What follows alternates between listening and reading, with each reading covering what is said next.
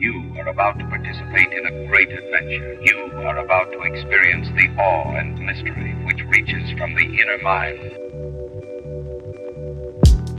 With the emergence of global internet, a human population of several billions, an electronic noosphere, that we are now within the shadow of this transcendental object at the end of time. I find it a little difficult to say what the subject matter is going to be, because Magic is an enemy and truth is a menace.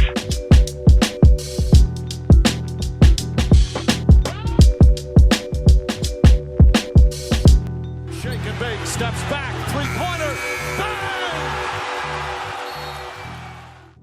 What is up, everybody? Welcome back to the Midnight Variety Hour. It is yet again another episode of the show. We are here. We're feeling good. Adam, you feeling good? I'm feeling pretty good. Feeling great. We are here with our good friend Adrian. Adrian is a man of many talents and expertises. Adam, why don't you give the guests a little intro into like what you know about Adrian, and then Adrian can kind of like let everybody know what he's about. Yeah, man. So this is my brother. I have a lot of brothers. If Clearly from another mother. y'all are gonna find out I have a lot of brothers, and they're all gonna be on this podcast. I'll make sure I get them all on here. My real ones and my play ones. That sounds weird, play brother. Play brothers. Anyway, that's a southern thing. That's my play brother. He's definitely my brother. I grew up with this guy since we grew up in the same neighborhood, right? As childhood friends. I'd ride my bike down to the street, play basketball with him. Knew his family, his brothers, his sister, and so childhood friend, man. And then we kept our friendship all the way until today, which is crazy because it's been so long. Now just thinking about it, it's been at least 20 years. Since we know each other. That's actually pretty rare nowadays to know somebody for that long. And I'm 28. So I've known him at least 7 or 8 years old, right? Yeah. At least. So yeah, it's crazy. So yeah, we all the way up until high school, senior year, I transferred my high school actually to go play with him because Adrian was like, hey, come hoop. Let's come hoop, man. I was like, all right, let's go. We were in the gym. We were in the gym every day, 5 a.m. practice. Right. And I had to drive 30 minutes from where I lived to get there. So I was waking up 4, getting there, leaving at 4:30, getting to practice 5. And his work ethic was insane, bro. Yeah. It's he's like, nah, no girls, no nothing. Basketball's number one love. Let's go. This is all it is. Yeah. And so I just fed into it. Mamba mentality. Yeah, dude, it was definitely like that, bro. And so I look up to him in many ways, and he's definitely been a huge influence on my life. So I'm really happy to have him here, and that's awesome. And y'all get to learn about him and what he's doing because he's doing some really inspirational stuff. So yeah, let's dive into it. Man, y'all's neighborhood sounds live. Man, our neighborhood was awesome, bro. It really was. Because you said the same when we had Sosa on the show. You were saying the same thing about the neighborhood, and then I know there's a bunch of other dudes that I've met from your friends group that y'all all grew up together, and it just sounds like y'all had a wild childhood. It was awesome, really man. Everybody was outside. It was almost like your neighborhood, or your TV show neighborhood, where you just see all the kids running around on their bikes and stuff. And it was just fun, man. Everyone it was a nice community, nice little knit community in there. It's interesting because I honestly feel like people our age are probably from the last generation that grew up in neighborhoods like that. Because shortly after that, kids I feel like stopped going outside as much. They stopped interacting with their friends as much. It's not the same. Our neighborhood's not the same like it used to be. When you go there, your parents still live there? Oh, no, y'all just moved recently. Yeah, we just moved, but nowadays kids are they're different. Kids are just wired different now. Yeah. My parents still live in the same house that I grew up in, and so I go back frequently. I go back once a week. You never see kids playing outside anymore. You just drive down the street and it's just empty. Right. You used to not be able to drive through without having to stop for a kid chasing a ball. Or someone on their bike, or seeing people just hooping in their driveway and stuff. And now it's nothing. It's pretty sad. Yeah. But kids are just inside, playing with their friends online in video games and stuff now, or Yeah, because it's not like people stopped having kids. No, yeah, it's just they're kids just not outside changed anymore. Yeah. But we grew up at an interesting time where it's we still went outside and played, but we still had video games. Mm-hmm. Yeah, same. We had cell phones to a degree, but they weren't crazy. It wasn't you could just live on your phone. It was okay, you had the benefits of having a cell phone. Right. You had the benefits and the coolness of being able to play video games, but at the same time, your main source of fun was going outside with your boys and doing so. Bro, I really do think we grew up in the prime time as far as being a kid, because best time to be a kid. We were outside all day. And when the lights came on, you know, come inside, then it was video games. You know what I mean? So like you got the best of both worlds. Because the games, it was like just when Xbox Live first had came out. You know what I mean? It was still a new thing. So it wasn't like we were just on there every day, all day. And games were cool. It wasn't like we were playing like Pong. You know, like we had games with pretty cool graphics. There was Halo. We had Grand Theft Auto. We had like all the staples. Not Adrian though, because Adrian was PlayStation all day. Forever. I mean, I'm purely PlayStation game, but I mean, there was always somebody in the neighborhood that had an Xbox, and you would always play Halo. Everyone played Halo, no matter. But yeah, I've never owned an Xbox. PS1 all the way to PS4. Okay. Eventually, I'll get my hands on a PS5. But damn, so you never went through the Gears phase. No. Yeah. Same here. I'm with you, man. Yeah, I just not for me. I've always I love watching it. Yeah, I do too, and I have respect for it. But I've just always preferred the PlayStation exclusives more than the Xbox exclusives.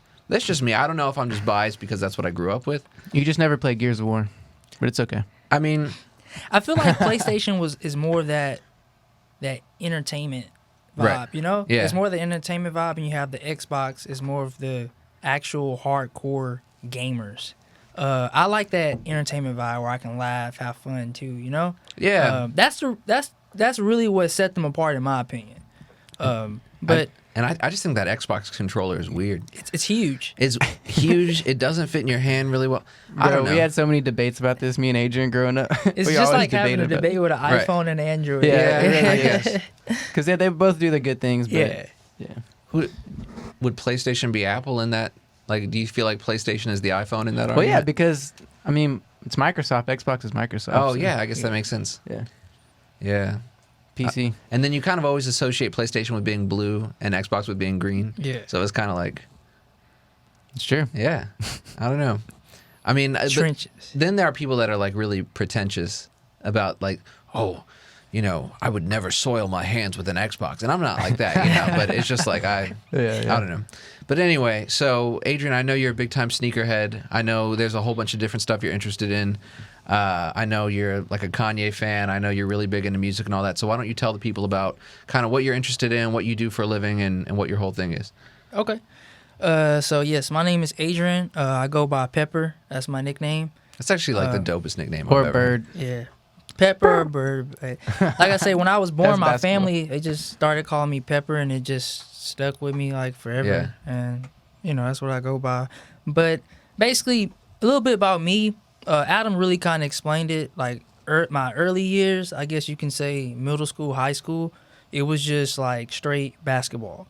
Like nothing. Like just straight basketball. Eat, sleep, just everything was just basketball. Yeah. So I agree. I had like a huge work ethic or whatnot.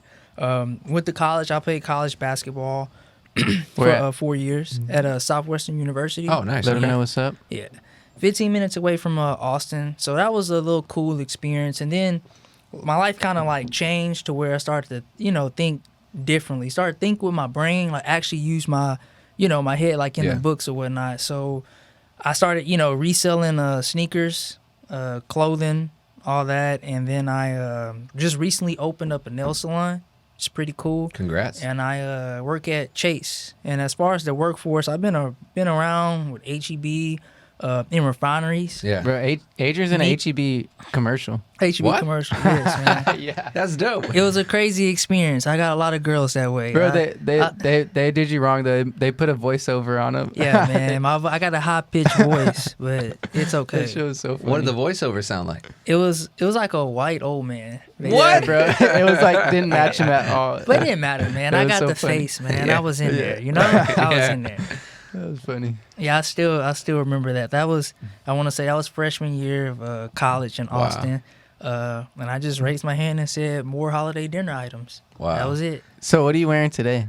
What I see you got Travis Scott shirt on. Got a Travis Scott shirt on. It was from the block party that they had years ago. It was a collab with Virgil Abloh, which is he's the person that created Off-White. Real great designer. You mean the color?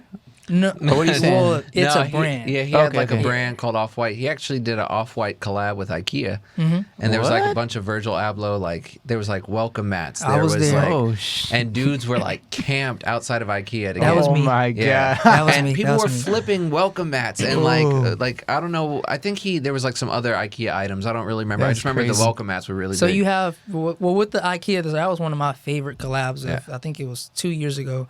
So we released rugs, mirrors, clocks. Yeah. I still have this That's stuff. crazy. Like once I Yeah. get my own place, I'm just throwing it Yeah. mats on the ground or whatnot. Right. But it was amazing collab, and he had IKEA bags that I Yeah. used to for groceries. But It it's was big. amazing, and he's coming back this year for another IKEA collab. I'm ready for that. Oh, And damn. that stuff will fly off the shelf. It was Yes. kind of like the same hype, like when there was the Travis Scott Reese's Puffs and stuff like that. Yeah, People yeah. were just Right. Yeah, no, was I crazy. get all that. so. Virgil, I think he was like one of the head people at Louis Vuitton for a while. I think I don't know if he's Well, still so there. he's still with them. He's like a creative director for a certain section, and he's still in that position. Yeah. He's doing that, and then he has his a partnership with Nike, which is good. So he's been around the block. He So sold. you saying he sold made his Off-White. own company as Off-White? Is what you're Yeah. saying? Okay. He sold. It's like he his sold brand, yeah. Off-White. That's Okay. his Yeah. brand. He Okay. sold it, but he's also doing other things too. And it's crazy because he's like real close and best friends with Kanye. Right. Yeah, I've heard So- Kanye talk about Virgil. I never Correct. realized who he was referencing though. And if you see that, like, he's a creative director at Louis Vuitton, he, have some rights with Nike. Right. Like, you actually see that. That's, it's amazing. Yeah. Like how Yeah. that, the life is really is all a circle, man. It comes back around. And that's amazing. Yeah. But yeah, that's with the, the Virgil. Show him the shoes you wearing. The shoes I have on Steve Jobs. I call him the Steve Jobs. Look at These are these things. same shoes Steve Jobs wore. They the New Balance 992. Oh dang, those are like the press conference joints Yeah. when you Bro, look oh, at them things. We're releasing Yeah. the iPhone. Yeah, the when he would first come out in iPhone. the turtleneck with Yeah. no Turtleneck. with no belt on. Look, the turtleneck, the blue jeans, and he had on these. Nice. Bro, Adrian's always got the coolest random shit, man. You would never. That is random, but that's pretty dope. Right. I feel like all of us we all Steve Jobs, man, in a way. You In a know, way, like yeah. he was like think about it. iMessage, I think, is one of the best creations ever. Yeah. I went from I had iPhone for years and years. And then I switched and I had a Google Pixel for a couple years.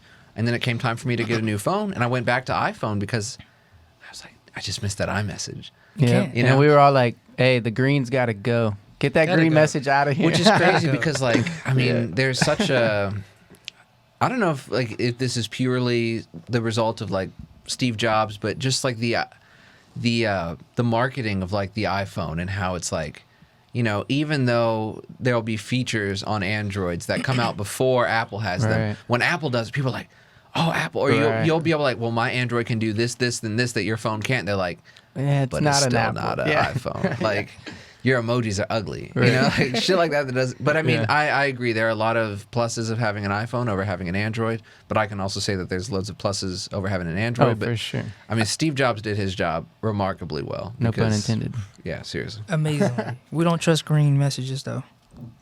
Yeah, and I don't know what it is, but I mean, I kind of agree. It's just like Yeah. those green messages don't.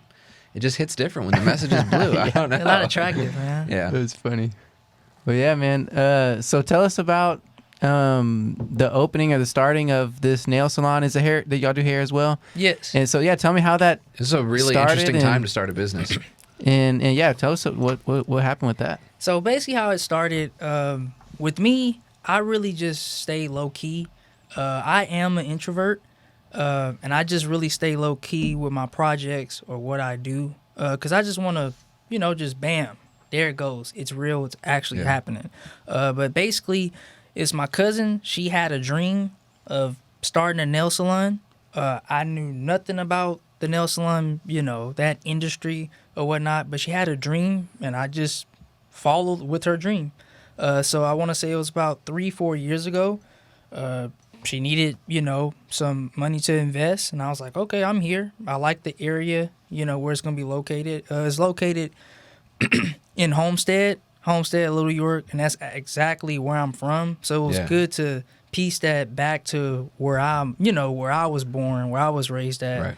Right. And 3 years ago, I made that investment, last year, I want to say when COVID actually happened, that's when it actually picked up to where, you know, they were actually, you know, building, and it, you know, time was starting to come to where, oh, this is really happening. You know, because I wasn't even thinking about it at the time until eventually, you know, we actually started to see a building.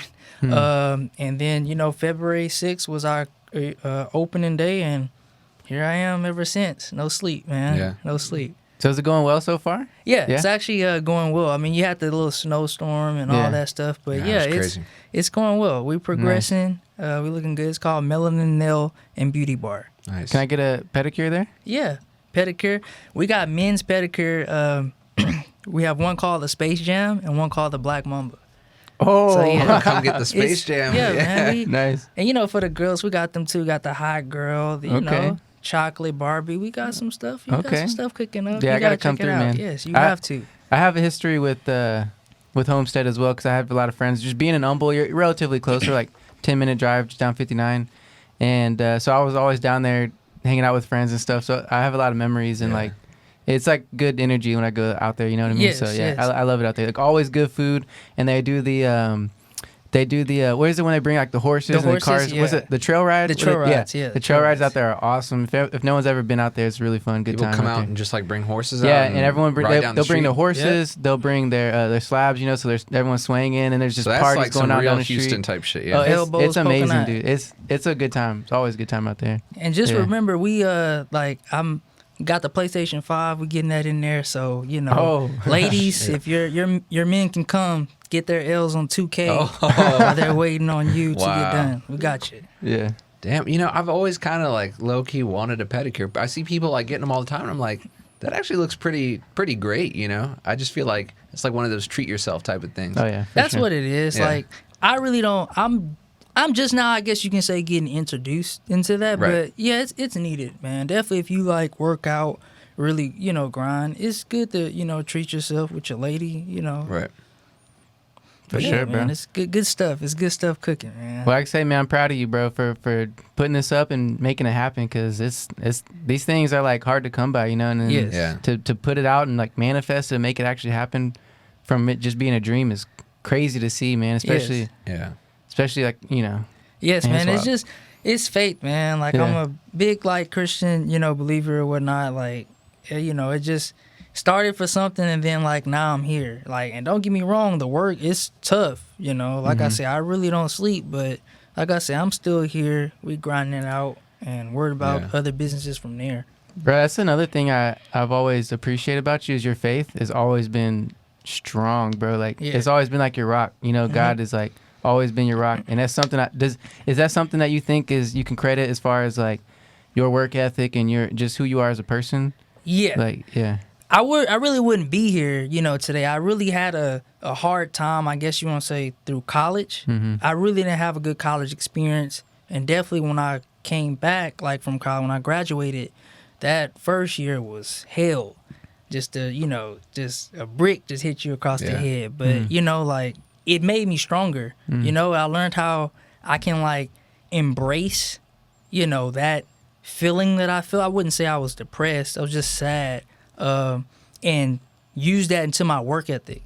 You know, and Adam, you helped me a lot too, like with you and Sosa, shout out to Sosa, with the yoga. Like, it was just like amazing. And I do it every day now. Like, so it's it's very beneficial, you know, to meditate, breathe, calm down, and, you know, stay working out. Because I will say that once I graduated college, I put down the basketball. I don't play at all, Bro, not even for fun. Tom, we've been trying to get him to come hoop. It just ain't gonna happen, bro. We like, Adrian, come, Why just not? come shoot with us. Come shoot with us. He's just like, nah, man, I'm retired. He's retired, bro. It's not fun anymore to me. I'm still a student to the game, Right. but it's just not fun to me no more, man. I have to give it up, man. My legs hurt. Bro, who's your favorite player right now? Basketball wise, Yeah. I would have to go with Luka. I really love that. Wow. He's doing a lot of damage being that young. Yeah. Like, Stupid young. Ridiculously young. He's very, like, creative. I mean, he's been a pro for a long time. I mean, even though he's 2018, he's young. I think he just turned 21. Yeah, just turned 21. I saw someone posted a picture on Instagram the other day of like his stats in the very first 2K he was ever in. I forgot which 2K it was. It was like 2K16 or something. You could play with him on a European team. Oh, He used to really? play in Spain on a team cool. called Real Madrid. Yeah. Same logo as the soccer team, same name as the soccer team. Yeah. And he was like his rating was 48. He was like Fs in every, and it was like age 15 or like you were playing Okay. with Luka at 16. Right, wow. It was like 16 years old, Luka Doncic. He was like finishing at the basket, F, speed, F. Like he was just failing in every, and it was just so crazy to see him now. Mm-hmm. I'm sure he's got to be like almost at least an A-rated player. He's got to be like 90 or something. In No, 2K I think he's now. at least 95, 96 on I don't know. 2K. I haven't played the Yeah. new 2K, so I don't know what his stats are. But I know he's for sure an A-rated player. So I mean, it's just crazy to see how like he went from being a 48 rated like 16-year-old in 2K16 playing in European league somewhere, and now he's in the NBA in the Dude, 90s. he One of looks- the best players in the league. I mean, he looks like a vet. He looks like he's been playing in the NBA for at least Yeah. 10 years. And you're just like, Clearly, it's easy to him. Just think about Crazy. that. Going from like being a 48 at 16 and then like literally just entering adulthood and already being an A-rated player in the biggest stage possible, you know? But just imagine, like, I mean, I know you have a lot of great players, but just imagine, you know, I mean, what he can do on the court, and he hit a three Right. at 20, Right. 21 years old, you know, on a 30-year-old, and he's looking at his hand like this after hitting a three. Like, you know what I mean? It's like, dude, And this he's such a his yeah. personality. He's such a funny dude. Like he's such a. But you would look at him and you would never imagine that he's just one of the top players on the planet. You know what I mean? Like if he wasn't who he was, he could just walk into an LA Fitness tomorrow and just look like a regular guy. You know, he well, I doesn't mean, he is 7'2", Yeah, but I mean, he's like, not he's like a big dude. But you look at him, Yeah. he's not like ripped. No, I you know know, what like you he mean, doesn't yeah. have the He's not muscle ripped. definition of Yeah. like a super athlete. Yeah, definitely not. You know, he's Yeah. like a little soft around the middle. And Yeah. he's just phenomenal to watch play. So I love Right. Luka. Yeah, Yeah. for sure. Dude, what I think separates him is like his, because you have a lot of young guys who come in who are good, like LeBron, Kobe, and other guys who come in at a really young age, and they're good, right? Like Yeah. you can tell there's a lot there, Yeah, but they can't slow down when they need to. They can't make, the skip pass yet, or little things like know how to use a pick and roll properly, know how to read the defense. He can do all of it. do all Right. of it. He can do all of that. Like already rookie, he's already looks like he's mastered the game. He It's plays crazy. the game at his own pace. Yeah. That's the best part. He never speeds up. Right. He's gonna play when he feels like it at his own pace, Right. and that's the, that's a superpower. right. Yeah, you can't teach that really. Can't like, teach it. That's what makes him It's crazy. IQ. His IQ is Right. a 99. Right. It's crazy. Yeah, he's a insane. generational talent for real. Insane to watch. He really. Adam, who's your favorite player? Right now, Oh, you like Zion. It's Zion. But I'm really, really starting to like Ja Morant more. I watch him. I really love Ja Morant's I game. love him He's too. talented. He scares me though, the way he he- like lands and shit. I always am Yeah. worried he's gonna get hurt. Yeah, for him, he's definitely like that growing. Like he has a lot to work on in his game. Every time I watch him, like he could do this a little better, that a little better. Right. But he's just one of those guys that's just exciting to watch. You know what I mean? Right. And same with Zion, dude. I just think he's. Yeah. I fell in love with Zion in the NCAA tournament. Was it 2 years ago now? Yeah. Damn, It feels like it was yesterday. it's crazy. Yeah, and I remember I we were think- watching those games together. We were watching those March Madness games and just being like, look at Yeah, this guy. and he did it was, I forget, it was against I forget the team, but I think Taco Fall was on their team. What was Yeah. it, North or Wake Forest or something? I forget who it was, but Yeah, who did talk It was, about? was it Baylor? is it Baylor? Oh, I think it was Baylor. It was Baylor. Yeah. Yeah, I think it was the Baylor. Some 7-foot dude. I think it was Taco Fall. Like, he just took him at. It was like maybe 20 seconds left in the game. Yeah. They needed a bucket to take the lead, and he he just just went takes at it him. at the chest of a 7-footer, Right. and like bangs into him and one finishes. I'm just like, that's it. Right. This dude's gonna be incredible when he Yeah. comes in. He's just pushing guys around, but really, what makes him all of his athleticism, his his skill level is insane.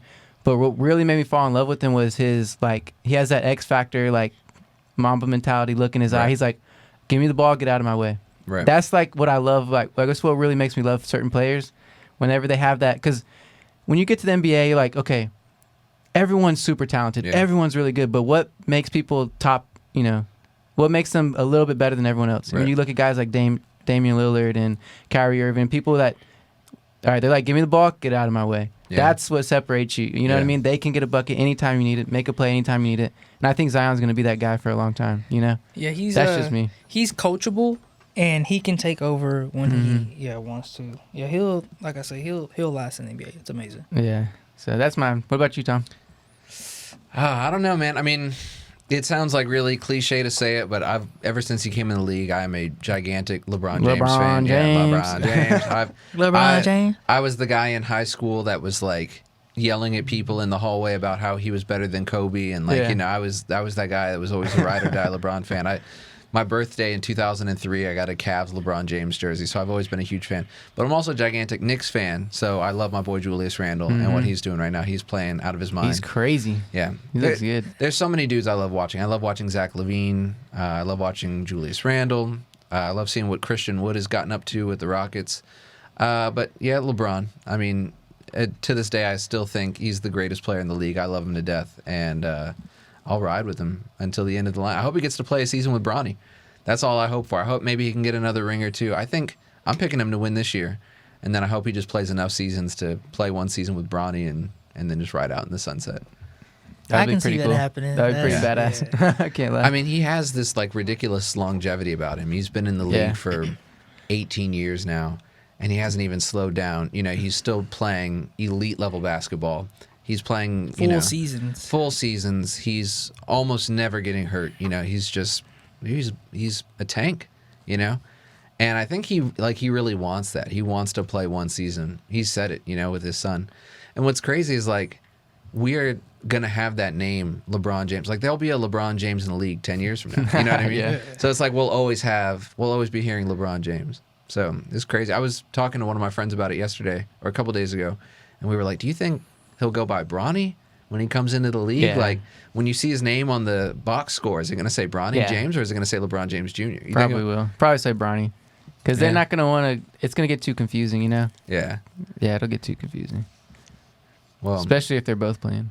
Yeah, I don't know. I love LeBron. I've got the Lakers, and I think the 76ers going to the big dance this year.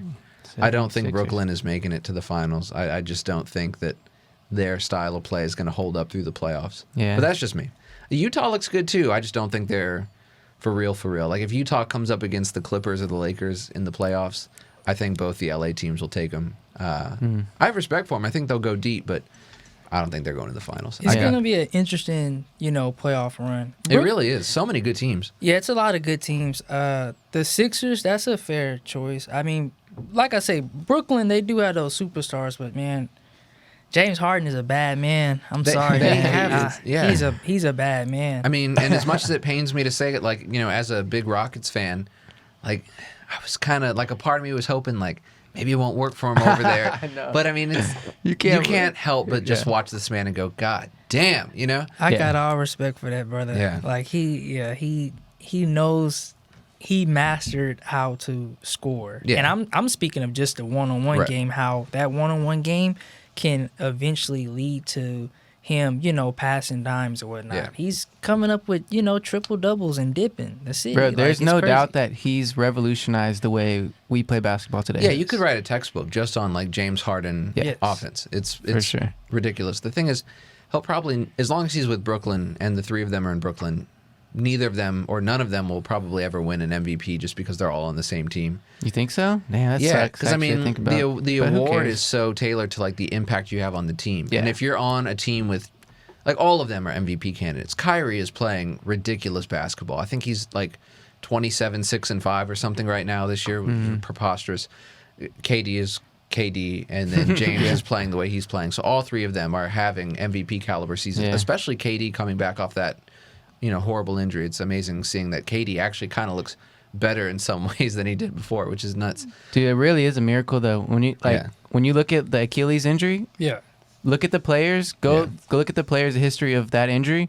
None of them have came back to their former self. Right. Yeah. None of them. They either come back and they're just okay, but never reach that same peak that they had, which is amazing to see him actually do it, especially at his height. I know. And his the way he's build. Yeah, it's like so wow. spindly and freaking tall, and the Durantula, man, the Slim Reaper. He's KD Sniper Jones 35. He's really crazy. But MVP right now, I think, is Joel Embiid. Think so? Embiid is playing some ball. He's hurt right now though, or he's taken. I don't know what happened. I just saw he's gonna be missing time. I don't think it's anything serious though. I mean, just like over Jokic though. Yeah. Oh. I think Joel Jokic, Embiid is man. He's my leading MVP right now. I think the Sixers they're tough, man. Yeah. I think it's going to be them and the Lakers. Okay. Maybe I'm wrong. I don't know. Maybe Brooklyn will go. It's just they have no defense, and I cannot see them sustaining like 7-game series with no defense. Yeah. Like I say, it's fair. I mean, it's fair what he said, but like I said, I think it'll be tough. Like this is one of my favorite seasons. Like it's shaping up to be, you know, a great one. Leading to the playoffs. I'm not counting out Golden State though. Keep an eye out. I mean, little sleepers. Yeah, that's my sleeper pick. It's hard when Steph. it's like literally Steph having to do everything. But the thing is, Steph is so good He can that do he it. can't. Which is another argument for you could say Steph should be MVP. Yeah. The fact that he's having to do it all. Well, I mean, he does have Draymond, who's playing amazing right now. Like Yeah. he really facilitates the game, and I mean, I love watching him play. You can also argue, like, does Draymond ever really get enough credit? I mean, like, Draymond is deserving of a lot of credit. Oh, yeah, and I feel for like sure. he never really gets it. I don't like Draymond, but I have to, like, give the devil his due. He is a Yeah, huge credit. asset. He's phenomenal to have on your basketball team. I just hate whenever he poked James Harden's eye in that playoff game. I was like, you motherfucker. And who was that he just, like, kicked in the nuts? Yeah, he kicked LeBron in the nuts Yeah, or I someone. think it was LeBron. think it He was just, LeBron. like, he just went up and just kicked him right in the nuts. Yeah, He's been it's around, funny. man. Yeah. Draymond's wild. His mouth is just always open. Dude, what do y'all think about the refs, like all the texts and stuff? I mean, it's been happening for a while, but like this year, again, it's just like these refs are just kicking people out of games for no reason, ejecting people. And it's like such quick technicals. Like you can get 2 T's like real quick and I then you're just know. done. And I don't you think just look at them wrong. Yeah. I think the NBA and basketball as a whole needs to allow passion to be a bigger part of the game. Like, yeah, you should be able to, you know, get hot and heated and not have to worry about getting attacked. Obviously, you should never be able to like cuss a referee out or anything like that. But I'm Right. just saying, I definitely think it should be harder to get a technical foul. Yeah, for sure. I agree. It's just everything is just transitioning. You can really say. But I mean, eventually the players they'll get accustomed to it and know what they can and cannot do. Yeah. But I see what you're saying. Like, it happens every year though. It's just a transition. Yeah, it really is. Like I said, at the end of the day, put the ball in the hoop. You know, don't come to under anybody's legs or anything. Like, make a football play, but Yeah. other than that, he'll be fine. Be Just solid. the refs are getting their feelings hurt though. You know what I mean? Like they just look like they're like kids taking something personal, and they're just Right. like, no. Tech. Yeah. It's like, come on, bro. It's like we're not on the playground. Like, don't take offense to it. Like, this is grown men playing basketball. Yeah, it's Yeah. gonna get heated. Get used to it. Like, I don't know. It just seems childish to me. Some of the stuff they do. Do you remember like 10 years ago that time Paul Pierce punched a ref in the face and like didn't get a technical for it? Do you remember that? I remember some shit going down, Yeah. but I didn't know he didn't get in tech Paul or didn't get in Pierce, trouble he for pulled it. off this like wild layup, and He was like celebrating, It was like a right? layup, and he got an and one, okay, and yeah. he like he was Yes, like going to yes, do like a yes. fist check, Yeah. and the ref was right there, and he just clocked him right in the face, and obviously he was like profusely apologetic, Yeah. but no tech. If you Yeah, punched a thank ref God. in the face now, even if that shit was on accident, Yeah, no, you're definitely. Yeah, Russell Westbrook threw a basketball on accident. Yeah. Like he was just trying to throw the ball And to it- the ref, and yeah. it hit the dude in the face, and he got a tech. Like, come on, bro. I know. And then Be just careful, the other guys. night, JJ Redick just tried to do, you try to make a pass and you put a little spin on it, so like whenever it hits the ground, it'll spin to the guy. Yeah. He tried to do that to the ref, and the ref like the ball. He saw the ball coming to him, and he didn't go for it. He just picked his legs up and went like that, and just went tech. He's like, too much force. Like, you can't do that. Like, come on, bro. What? Yeah. Be careful, NBA players. For real, it's crazy, man. But yeah. Yeah, JJ Redick is one of those guys he's got like one of those tempers, so maybe they just see JJ Redick and they're like, it's JJ Redick, tech, you know? I don't know. But- 'Cause JJ Redick does have a temper. Dude, you remember that time Tim Duncan got ejected just from sitting on the bench doing nothing? Do you remember that? No, I remember that. Bro. what did he do on the bench? All right, if you want to pull it up, you can, bro. Literally, all he was doing was sitting on the bench, and the ref just looked at him and just gave him a tech. And What? then he gave him a tech, right? He was sitting on the bench. He might have said something, but it's Tim Duncan. Like, come on, what can he say? Like, this dude's not like a shit talker like that. But he gave him a tech, right? And then moments later, Tim Duncan's just smiling because he's like, "Why did you tech me?" And he's just smiling. And then because he's smiling and looking at the ref who teched him, he gives him another tech. He's like, "Nope, you're out of here, bro." So it's like, what? Like, what is this? In a 2007 game against the Yes. Dallas Mavericks, San Antonio Spurs power forward Tim Duncan was charged a technical foul by referee Joe Crawford for laughing at him while sitting on the bench. Yes. Gesturing, and this is a quote, gesturing in such a manner as to indicate resentment. Let's see if there's a video. Joe Crawford, a GOAT, by the way. Yeah, Tim the dude's a Duncan legend. ejected for laughing. I'm going to pull this up on screen here. Oh, remember when NBA games used to look like this? Like they were filmed with a potato? Tim Duncan is just one Look, of look, these. he's laughing, right? And so look, Right. tech.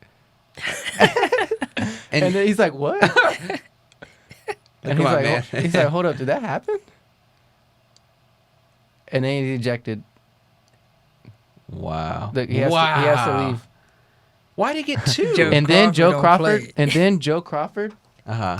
he told Tim Duncan, he said, I'll fight you right here for $25,000. What? Fight me one-on-one and we'll, No, he 25 didn't. I swear to To the God. greatest power forward of all Yes, time. he said, fight me on the court in front of everybody. He said, I want to fight you right now, bro. I swear, it's so funny, Oh dude. my god. They have a drama like beef that goes back. Yeah, tell it's, you, man. it's funny, man. Don't sleep on Joe Crawford. Let me see. Bro, he's a real one. I gotta find. There was this one game like But years that's ago. what the refs should do. They should just be like, hey, shut up and play. Don't be a baby and cry. Like, come on, let's just play. Like, they're talking to you. You should talk to them back. Don't just tech them. You know what I mean? Yeah. But yeah, it's too. I gotta. Oh yeah. This is a game from like 10 years ago, 2011. It was a Timberwolves game. This ref handed out 5 technical fouls in 10 seconds. What? Oh. Yeah, Manu Ginobili had 19 points. Let's see. All right, look at this. I'm gonna bring up this Milicic. video. Yeah, Darko. Damn, classic. All right, this ref is gonna hand out. If I can make this go full screen. Full screen mode is unavailable. Oh, okay. I guess I can't. Yeah, he was one of the early European guys right there. yeah. Corey Brewer. Darko got taken over somebody really big. Yeah. In his draft. I don't remember who. I forgot who it was too. He was in a 2003 draft. 2002. Was it? No, earlier than that. Did he get taken? Let's see. I feel like he was in the same draft as some legends. Yeah, he was. Let's see. He got drafted. Yeah, 2003. Oh God, he got taken over. If it was 2003, that means he got taken over. LeBron, D Wade, Melo, Carmelo. yeah, everyone. Yeah. Chris Bosh was in that draft too, I think. I'm not sure if Bosch was, but yeah. Yeah, that was really, arguably one of the best. Yeah, draft he classes. was. Oh no. Okay, he was the number 2 pick behind LeBron. Okay. But yeah. still, that means he got taken over D Wade. Yeah. He got taken over A lot of Carmelo guys, Anthony. yeah. That's wild. Yikes. Darko Milicic. Who was it that name checked him in that one rap song? Ball until I get a Milicic. Darko. I don't know. No, who remember said that that? one. I don't know. Who is Ball until I have get a no idea. Milicic. that? Let me turn this Darko. air on there. Y'all keep That talking. sounds good, Yeah. man. It's a little warm with you. I gotta look that up now. Cause like, what a random player to name drop. It might have been Kanye. I don't know about that one. All right, so Adrian, Yes, sir. Kanye. Kanye. Kanye. This, you say he's your favorite artist right now, or just of all time? Or like, as far as like influential, like, 'cause I know you love him. Like, Yeah. I know you love his music. As far as music wise, it's Frank Ocean. But as far as like with music and inspiration and drive, I would definitely go with Kanye. Like his headspace is really it's different. Mm-hmm. And I think it's amazing that our generation get to see this, but also the generations to come. What they can see, what he's doing, what he's producing, as far as, and I'm just speaking as far as on the Yeezy brand. Like he, it's $1 billion, brand.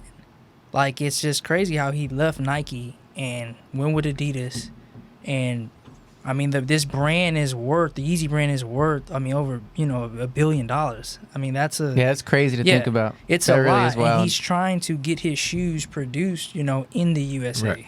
Like Right. that's good. That's good stuff. Like that's good content, good shit. But it's amazing from his clothes. He has a Gap collab coming out. I definitely will be there for that.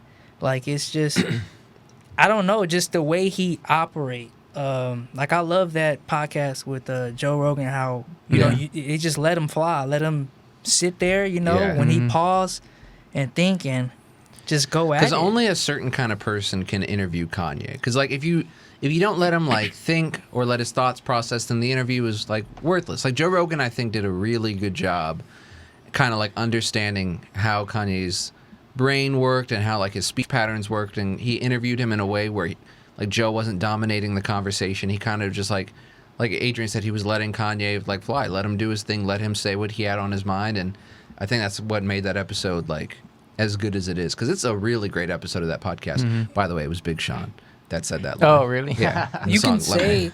like it was, it was basically like no script, and that's what you do with. I mean, because like I couldn't say. I mean, everybody, we all have superpowers. It's just about figuring out what power you have. Some people don't, but some people, adapt, and you adapt by your past life, as what you go through in life, to eventually be a great creation, like a good benefit to the world that we have today. Because I mean, you got to think this world today it's really it's broken, so it definitely it definitely helps to have some type of motivational speaker or somebody that can help with that, and you see that kid grows up I want to be like that. Right. It's good. It's good shit, like I said. Yeah, I think what you're also saying is how much you love you kind of just love that he's creating. Yes. He's creating and he's being creative while he's creating. So he's doing so much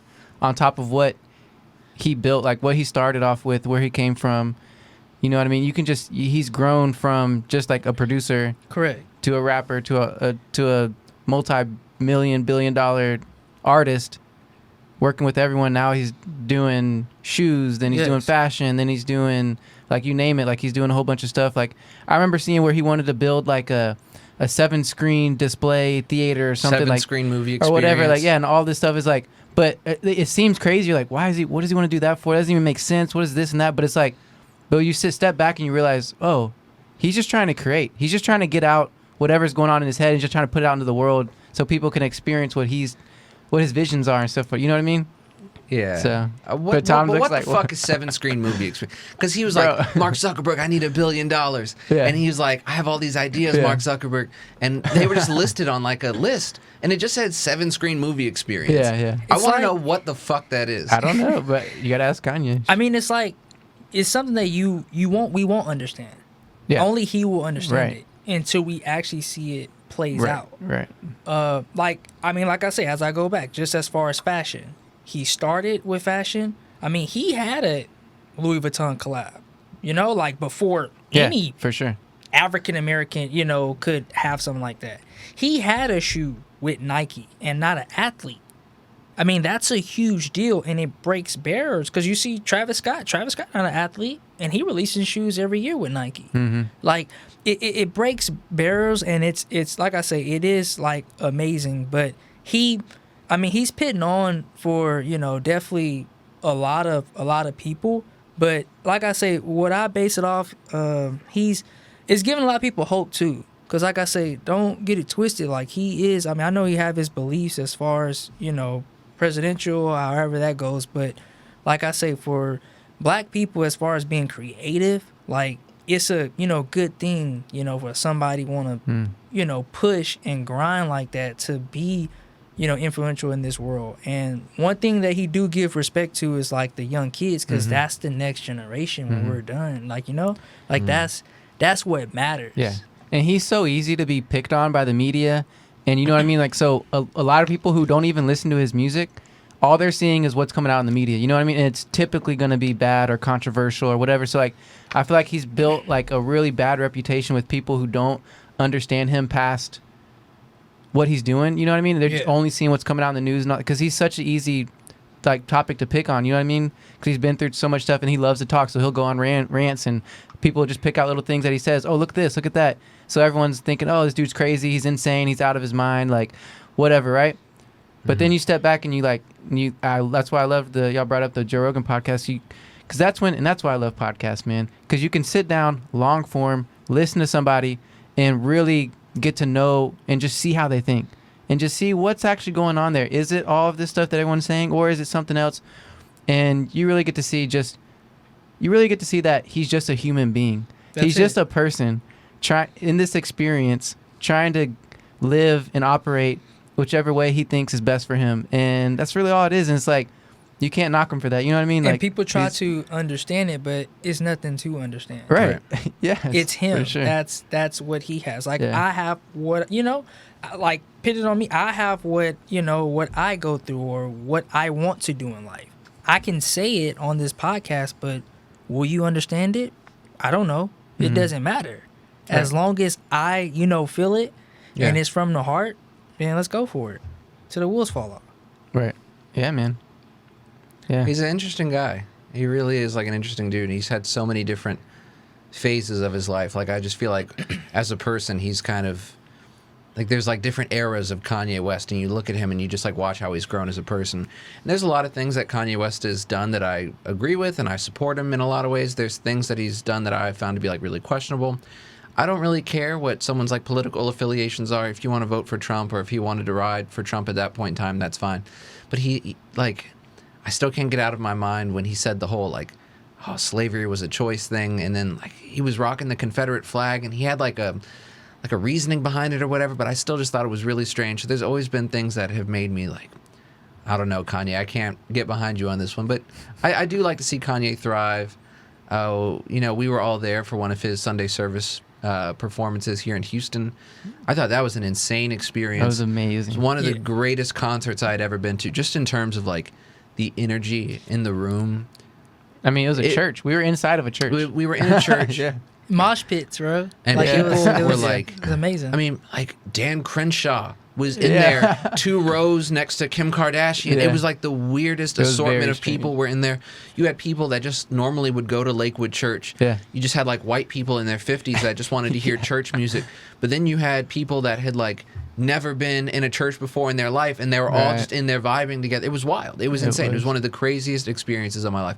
And as a Christian, it was awesome to see Kanye West making music praising God and praising Jesus. So it was really cool. He actually won a Grammy last night for Best Gospel Album. What? Which was cool. I didn't know that. Yeah, Oh, Jesus nice. is King took home a Grammy last night. So props to Kanye on that. That's Who I would've never thought, man? if you told me in 2007 that Kanye West would be winning a gospel album, I would have lost my shit. So that's nuts.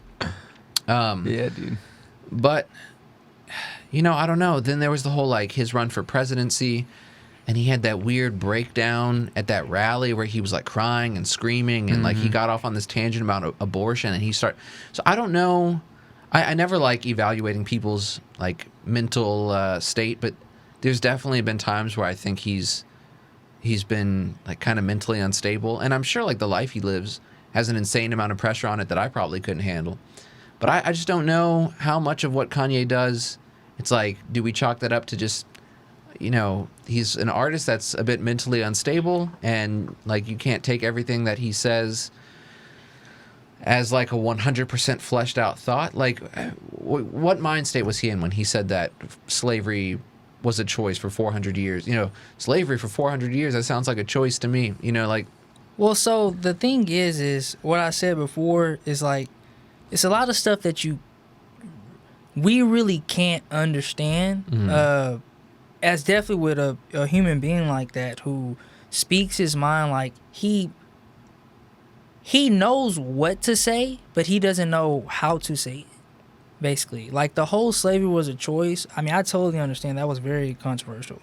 But what he like really meant by saying it, he's, basically saying, like, who's gonna break that? It's a very sensitive topic. Psychological. But the thing is like psychological with topic. him and the power that he holds and the influence that he has to say things better. Like you can't be Kanye West, one of the most influential people in modern day pop culture.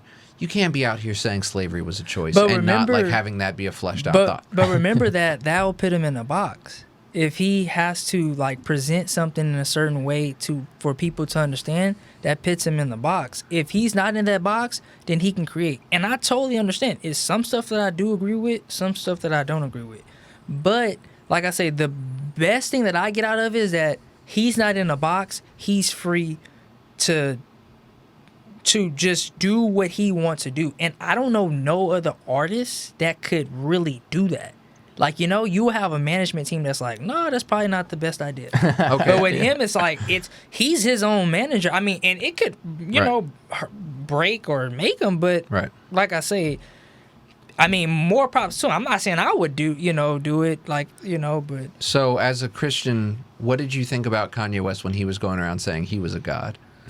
And he literally was like, had a song all about like, I am a god. And he named his album Yeezus. And he was like putting like upside down crosses on his merchandise and shit like that. Like, what did you think about that?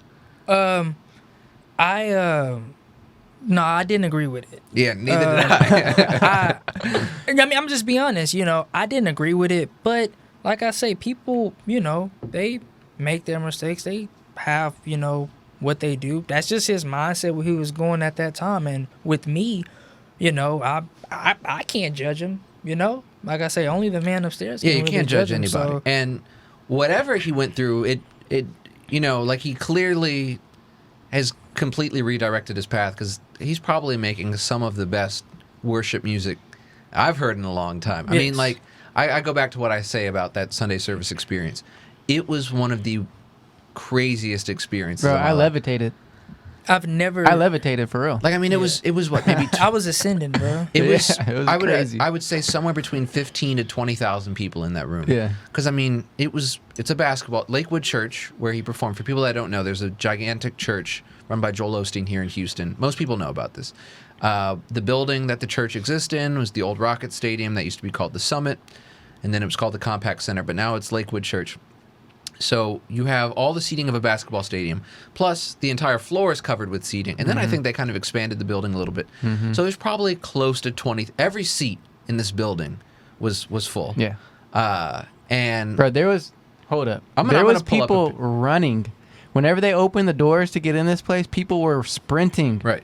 so they get a seat. And It what's was crazy is insane. like the tickets, if you can even call them tickets, you essentially had to RSVP that you were going. You had to have like a QR code that said like, boom, Yeah, who Adrian hooked it up, and by Adrian the way. hooked us up. I don't know how the hell Adrian we got hooked it up. access. But anyways, it was free. It's not like the church was profiting off of this or anything like that. But people were getting these access codes and then flipping these tickets for $500-$600. Yeah, So I'm gonna pull up a picture of what it looked like in there. it was crazy, man. Yeah, it was definitely a amazing experience. I ascended. So I on that know day. so like of all of his projects, and I'm a Kanye. I mean, everyone I think from our generation that grew up around the time of Kanye West making music, everyone has enjoyed a Kanye project at some point. There, I don't care if you fucking, you know, if the project you enjoy was the gospel project, and you're like an older person that never heard of Kanye West before he started like doing wild stuff. Everyone at some point has vibed to some sort of a Kanye West project. So I'm a For Kanye sure. West fan. There have been projects I dislike. Like I really, really hated the Yeezus album. Yeah. But it's just crazy to see like that progression. How Yeah. I'm talking about how there's like eras of Kanye West. Oh, yeah. You have And he's produced so many Like, people's music that yeah, you that you probably don't can't even know even. of, Yeah, yeah. you can't even name. Like, I mean, he's produced so many albums and other things that you probably don't even know he's a part of. Right. Yeah. That's how much influence he's had, for sure. So here is, if you want to put this on screen, here is what it looked like inside of Lakewood Church when Kanye West was putting on a performance. Let me see here. I'm just going to type in Kanye Lakewood. Because if you weren't there, this is like a visual that I think a lot of people Oh, should there's see. a good. There's a. Dude, I have videos I could have just pulled up for you. Yeah, that I maybe we took. can. But I just like, I want people to see the. Go up, go back up. Oh, look at this. This is exactly what we need right here. Oh yeah, there you go. So here's Kanye, and he's standing here with this is Joel Osteen, the pastor of that church. And every seat is full. And then the floor, everyone is packed in down here. I mean, 20,000 people inside this building. Now that was at the Sunday service. Yeah, this like was at before, Sunday service. Yeah, that was So, like, but I mean, just imagine this later that evening with an entire band and choir on the stage. Same amount of people, every seat full. Like, in there just Yeah, and vibing to worship music. by the way, I have to mention anyone who's listening to this podcast. We are pulling up videos and pictures and stuff on the YouTube. So if you go to our YouTube channel, you can see what we're talking about. Just so you know. Clarissa actually had a great idea that I was going to mention to you. Uh-huh. Whenever we do something like a visual aspect on the show, for people that are listening to it, just like on Spotify or Apple, we can use our Instagram to post what we're looking at visually on the show, like either on the Instagram story that day that the episode drops, or just like on our actual Instagram feed, and then people can great go, idea. like, and then they can just go to our Instagram Because we need to get more people looking at our Instagram. Yeah, we it's a can just great like idea. so people can go there and use the Instagram as a visual aid to the listening aspect of the podcast. I love But it. yes. Let's do it. Yeah. So It's a great idea. maybe we can put some of the stuff that we shot from Kanye, yeah. the Sunday service concert. Yeah, I have at least 3 videos I took. Yeah. I have the one where he did Jesus Walks. It was Yeah. amazing. That was wild. Some good stuff. Yeah, it's just so crazy. There was like Shutter Shade, Pink Polo Kanye. Then there was like this Kanye. Then there was, the Kanye that was, doing like 808s and Heartbreaks, which was such a different sound than all of his other music. Then you had Yeezus, which was also such a wild sound and like completely style overhaul. That's what I appreciate the most about Kanye Everything is different. in his music in particular is that he's not afraid to do something completely Right. new. He's like the first, like, And he definitely inspired tons of hip hop artists as far as like, okay, yeah, I'm a hip hop artist, but watch me make this album that's gonna sound like nothing you ever heard before. You know what I mean? And he's done it multiple times, and it's like, damn, it's really inspirational. And like, even if it's not that good, even if it's just like okay, but most of the time it is really good what he's done. But it's like still just doing something like that, especially being as big as you are. Like this will transition to Travis Scott because I feel like this is something Travis Scott needs to do, especially from where he is right now. We were talking with one of our other guests, Jordan. We were talking about Travis Scott because he has his own sound, right? Mm-hmm. He's created his own thing. But I feel like he's got to the point now. Personally, other people may not feel this way. They might love just how he is and the way he is and the way it sounds. But I feel like he needs to make a transition and try something new. You know what I mean? Make a new, because he was so good at making this sound that he has, and it's been relatively the same since he's got popular. Mm-hmm. But I feel like now it's time to make a little bit of a transition and to make something a little new and different and like experiment. Because I want to see what he can do when he experiments, like try new sounds and new artists and new things. You know what I mean? Yeah, Travis Scott is another big one, but he comes under the wing of Kanye. Yes, he exactly. helped a lot with Yeezus, Right. Production wise, Right. he's a big time a producer. But Yeah.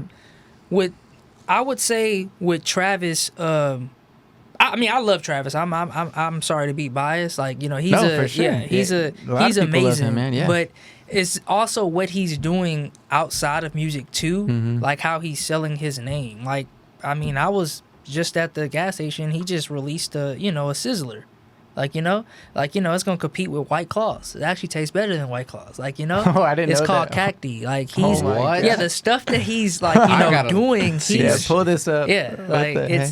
it's crazy that Yeah. the stuff that he's Yeah. doing as far as with clothes and stuff. Yeah. With music, I like the fact how he's being different as far as having certain people on on the tracks. But with Travis, I'm really big into, I don't care about lyrics. It's really about that production side. I Yes. can see he could branch into something else, and Yeah. that would be cool. But at the end of the day, I mean, you ride your wave, Yo. Yeah. until the wheels fall off. Look sure. at this picture of him standing in front of this like tank at a fucking distillery or whatever you call a place where you make seltzer.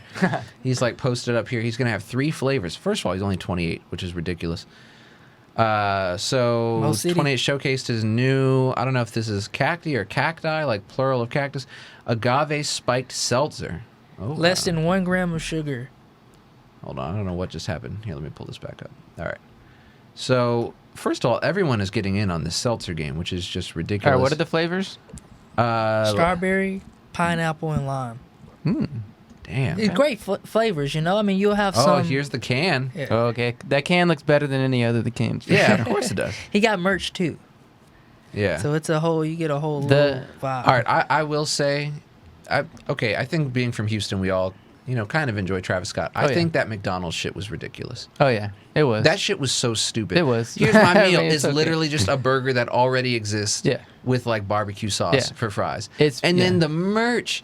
People were selling like McDonald's trays that just had like Cactus Jack on them. And they were going for hundreds of dollars. Now wait, hold on. That No, was me. man. I got me a tray. No, You But got a it's- tray? I got me a tray. wait, 'cause Adrian, it's- you do it for the money though, right? Like you're trying to no, flip no, it. no, No. no. Okay. So now, wait. So now, since what people have gotten to is the whole pre-order thing. Yeah. Because it actually saves you. You don't Okay. have to. You can actually make a unlimited amount of money. You just post post a pre-order page for 10 days and go from there.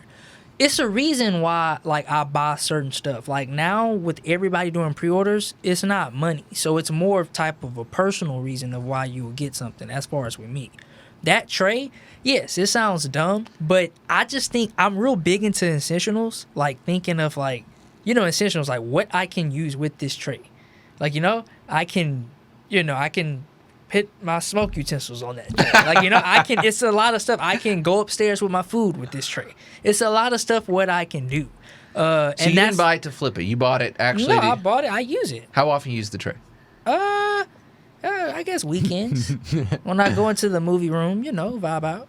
Vibe out with your Cactus Jack tray. Okay. Yeah, like, it's, it's just the reason. I'm not going to lie. It's a lot of, random, stuff that they release, but, it is. Did you buy any other of the merch? Not of that collab. No. Okay, because there was like a pillow that looked like a chicken nugget or some shit like that. Like there was some wild shit in there. Yeah, I didn't. That was the only thing I bought of that. But the other, collabs I actually got into. But at least it was the most functional. Like you could really use a tray for a lot of stuff. So I mean, correct. It's better than getting the nugget pillow. Yeah, that's crazy. And he have merch for that. Like there's some coasters. I'm gonna buy that. It looks cool.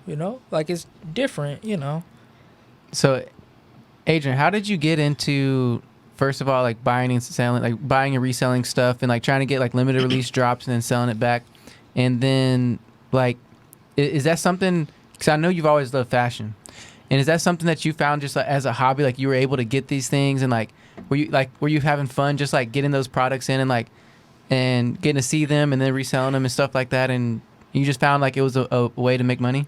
So how it all started, I would say it branches back in middle school with me playing basketball and being influenced to, going through shoes every month or so. Our good friend Mark.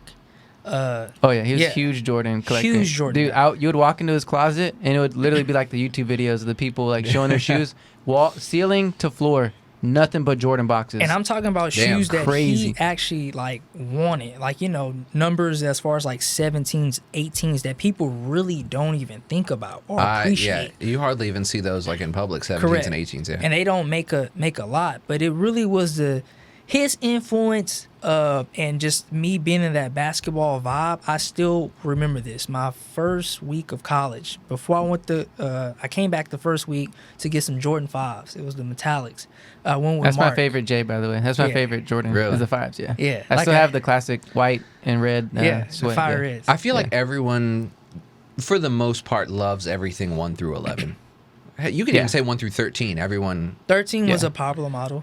Yeah, 13's a. The 10s are my second favorite. The 10s? 5s and the 10s. Really? Those are my two favorites.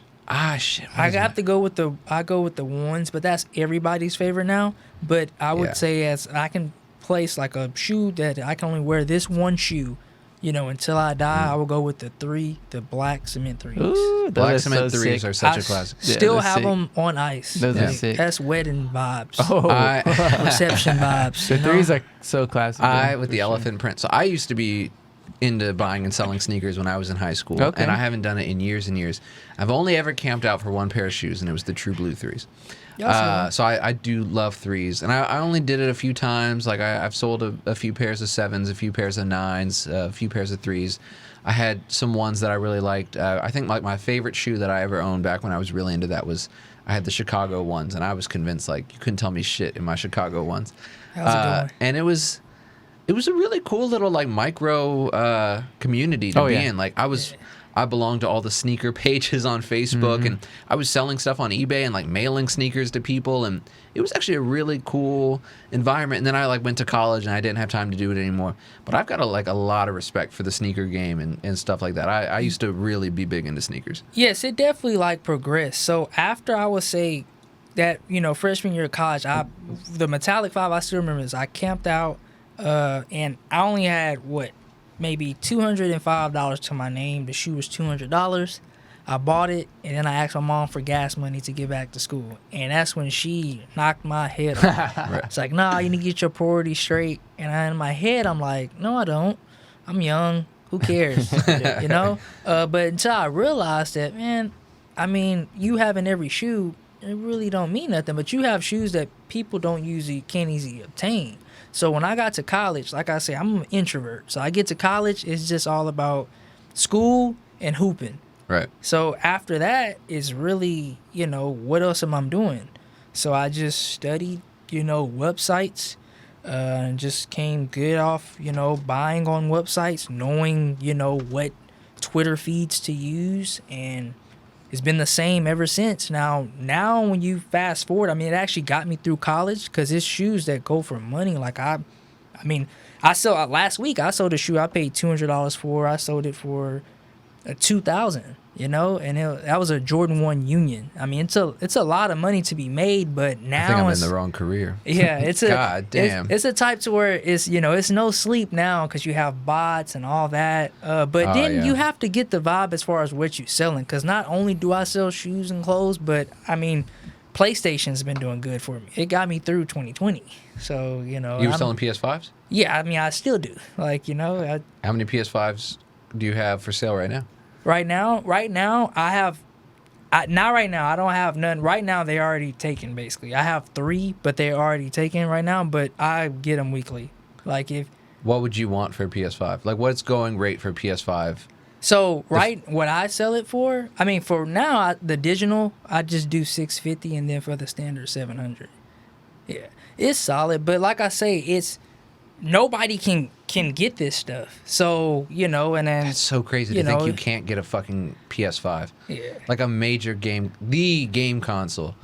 And it's like you used to just be able to I don't remember this happening with PS4. I remember you just like walked into GameStop and you're like, "One PS4, please." The PS4, you couldn't really just walk in the it wasn't this long. This long as far as height. Because it's been out for like November. It came out in November, so but it's been out for like almost 6 months, almost half a year now. Yeah, 5 months. Yeah. And it's still, I don't think, you won't be able to walk in the store to get it probably till December or next year. I was going to say spring, but it's already spring and nobody's, you're still not getting it. Crazy. That is crazy. Yeah, it's is it just demand is really high, or is it like stores aren't getting stocked? It's the demand and the supply. Like, I mean, PlayStation came out and said, due to COVID, they had to cut production. Because they didn't want people lining up and not social distancing. But if you ask me, as far as business-wise, well, it's nothing is first come. It's all online. So that's my ball game. I sit at home. I work from home. So I sit at home and I cook up whatever I can do. But I mean, you got to think it's all about the business mindset, and that's what I had to transition to as far as with me getting shoes as a fan to a business mindset. As eventually I'm gonna have kids that I'm gonna have to put food on the table for. I want to open up this business or do this. I mean, I understand money is not everything, but it's also good to be financially stable to do what you want to do. Now, what's added on that as far as, with me doing yoga, meditating, that's the, the plus side of things, when things get tough, what you can go to. But, I mean, other than that, I mean, you grinding out. So with Sony, like, I'm sure they're doing it on purpose. Now, that's what it looks like, because it's like you just keep riding this wave. Just put a little bit out, and eventually, I mean, it's not going to stop. The gaming industry is huge. Like, it's, Is it the same way with the new Xbox, too? Xbox is actually easier now. Yeah. Like I say, they sell out, but it's you can get your hands on one easier than a PlayStation. Yeah, you can get your hands on them easier. But like I say, it's more power to you, Anything to make something, man. This nail salon is wiping out my pockets. So, But it's going to be worth it. At the end of the day, you're going to have. Oh, definitely. You keep your eyes on the prize. Like I say, you do, what you can do. Yeah. Eventually, I'm starting to branch off to where I'm kind of slowing down with the resale. Because like I say, I really don't sleep. That's really, a big thing. Like I work from 2 to 11. Chase, online supervisor at home. So I'm on my computer fixing the website. And after that, through the midnight, those hours is really just shoes and other stuff that's going on. And then wake up in the morning, make sure the salon, everything is good from there, and repeats, man. Yeah. It's gonna pay off though, man. It sounds like you're putting the places, or you're putting like the blocks in the places where they need to go so you can build on it in the future, to where like you're putting in the hard work now. That way later on that stuff's already gonna be established. You don't have to work as hard to build something from scratch. Yes, like with me being in my 20s, which is coming to the end, like it's like, I mean, this might sound depressing, but it's like I'm not sleeping in my 20s. See, like like I don't want to sleep. Don't sleep in your 20s so you can sleep real peacefully in your 30s and 40s. Yeah, it's like that type of vibe. But I will always say this, like, the strongest thing, is like obviously my faith, what keeps me going, but also, the yoga, like that meditating and stuff, like it really helps, because like I said, I'm an introvert. Like I really stay to myself, so you need some type of place, sacred place where you can let something out, every morning. Because like I say, life happens and it comes quick. Yeah. Yeah, and we live in such a fast pace where it's hard to slow down and find that time, especially with someone like you who's working really hard. Definitely. And that's, I think, majority of people who want to make money and do something better with their lives, and like they're most likely going to be working late nights or long hours or have a family where they have very little time for themselves. And so it's increasingly more important to have that time for yourself. Right.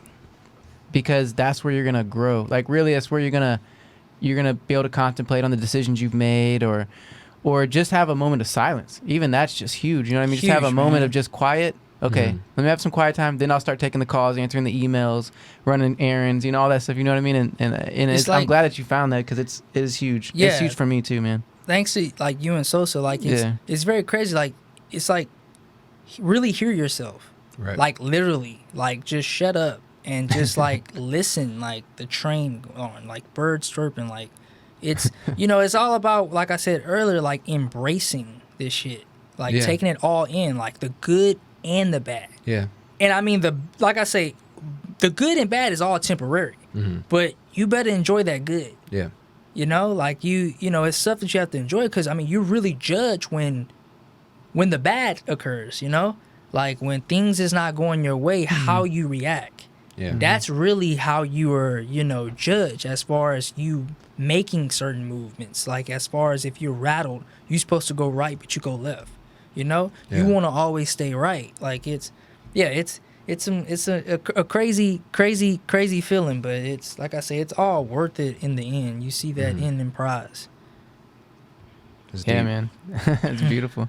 Yeah, I think it's something I could benefit from too, because I mean I wake up and I usually I'll make breakfast right away, but I usually I'll watch something while I'm making breakfast, and then after I watch whatever I was watching while I was like cooking and then eating, then I start doing work, and then I'm in front of my laptop doing work, and then after that I I either go watch something else, or I'm like, oh, I finished work, I'll play some video games or whatever. So there's not really any time in my day except for like sometimes I like to read at night, like before bed and stuff like that. Other than that, there's really no time that I'm taking just to like exist without your brain being stimulated by like a million different things at once. So like I think I could benefit from spending more time with just like being more perceptive of my surroundings and myself and stuff like that. So maybe I'll get into... Maybe you can like send me some morning yoga tips or something. Yeah, well, I can tell you this, and for anyone who's listening who's thinking about adding some type of meditation, breath, just moment of silence in their life, just start with baby steps. Take 2 minutes. Literally 2 minutes in the morning before you brush your teeth or after you brush your teeth or whatever, just to sit. Set a timer. Okay, 2 minutes.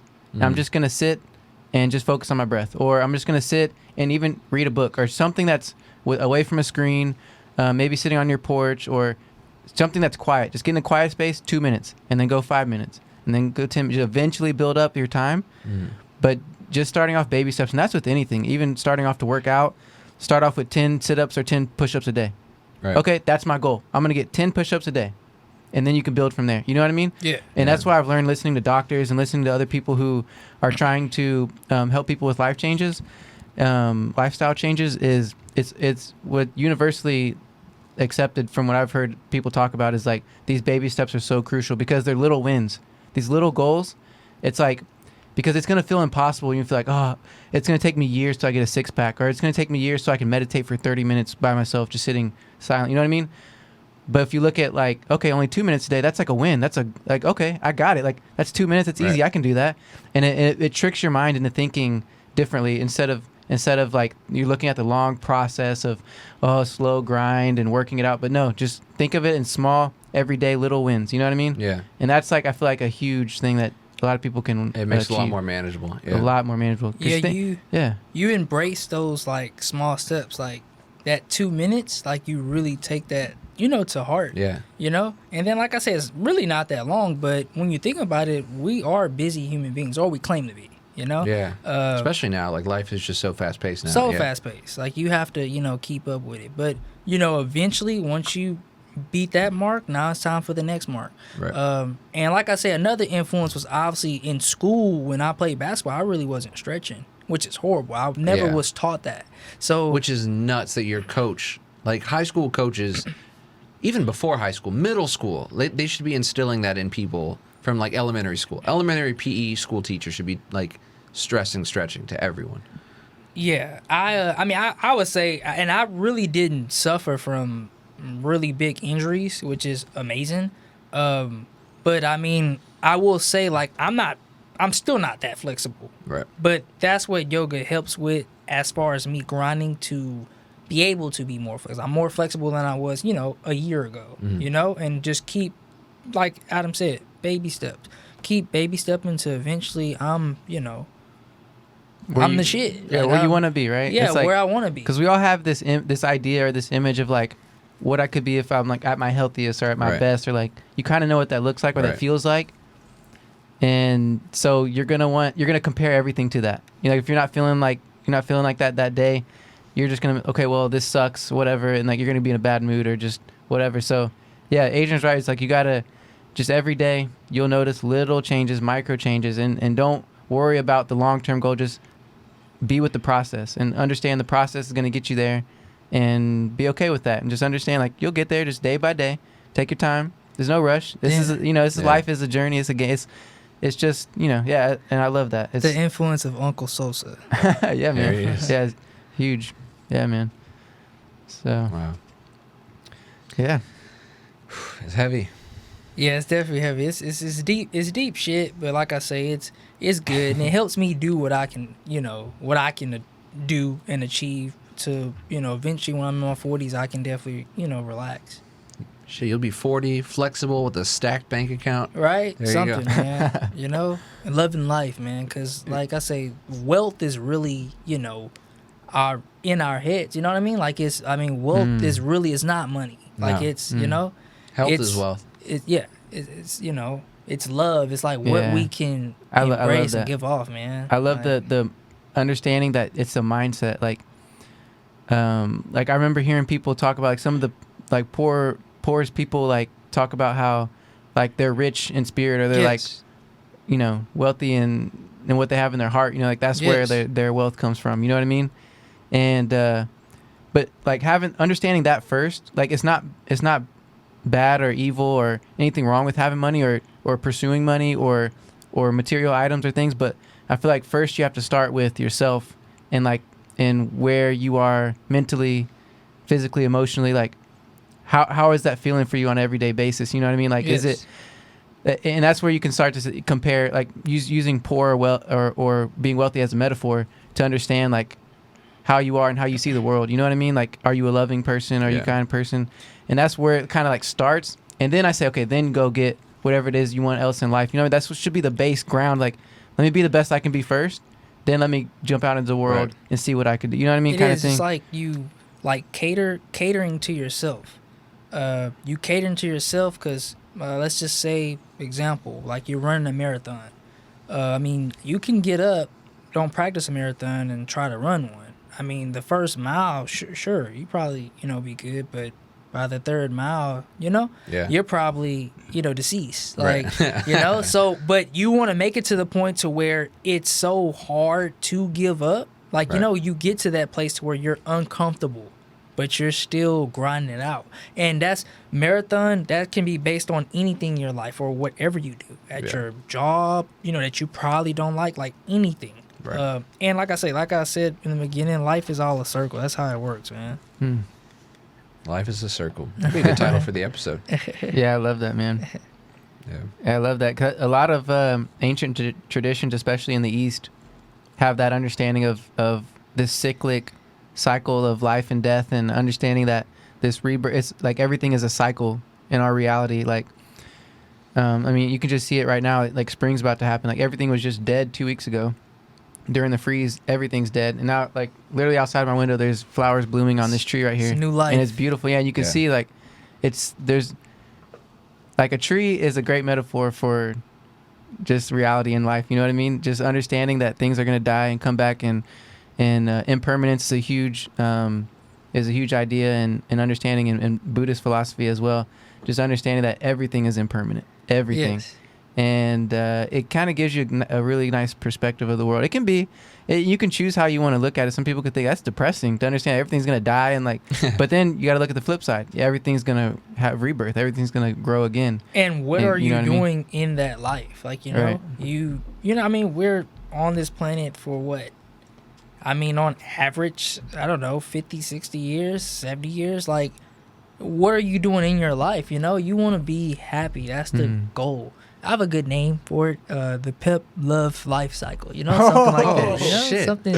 That sounds like the name of an album or something. Yeah, something. Say it again. The Pep Love Life Cycle. The Pep Love Life Cycle. Yeah. Something sounds like around an R&B there, album, yeah. right? Yeah. Oh shit. That's awesome. But yeah, I look at it like kind of like we're just like a flower in bloom. Yeah. Like, you know how like short-lived a flower lives? Yeah. Some only live a day or a night. Some live maybe a week or two. But like, it's such a short bloom, and like that's how I feel like we are in like relative to the universe. You know what I mean? We're just this short blip of like this flower blooming, and then we're gone. Like, And every it's crazy. aspect of that is very important. Yeah. And then when we're gone, like, what mark are you leaving? Right. You know, and you want to leave a good mark for anybody. You have kids, you know, like, you know, let's leave the generation with, you know, something to hope for. Right. Damn. That moment of silence. Yeah. Right? Get him a Kanye thinking cap. That's right. That's right. Wow. Yeah. Pep Love Life Cycle. I like that. You think that's a good note to go out on? Sure, man. Yeah, we can end it here. Yeah, I That was think that's a that was great natural, podcast. good note to go out on. Guys, thank you for listening to another episode of the Midnight Variety Hour. Adam, thank you for holding it down over there on the control board over there. Adrian, Pep, thank you for Always. coming down, dropping your wisdom, letting us know what you're all about, Well, having a good conversation with us. We're back every Friday at midnight. Make sure you tune in. Remember to love everybody. Remember to stretch. Become fucking flexible. Don't sleep in your 20s so you can sleep super peacefully in your 30s and 40s. And stay safe out there in the cosmos. Peace.